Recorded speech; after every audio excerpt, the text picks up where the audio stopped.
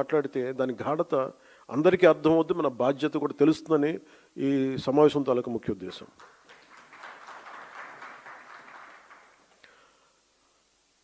జాతీయ సమగ్రత, దేశభక్తి అనేది జనసేనకి చాలా కీలకమైన అంశం కావాలి మనందరికీ.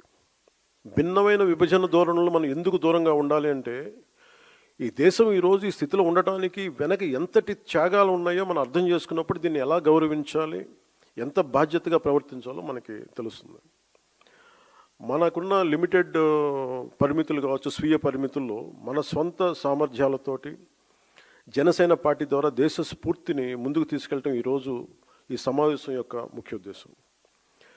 మీరు వీటన్నిటిని అర్థం చేసుకొని తిరిగి వెళ్ళినప్పుడు వీటన్నిటి వెనక ఉన్న లోతైన భావాన్ని, దీని గాఢతని, దీని తీవ్రతని మీరు అర్థం చేసుకుంటారు.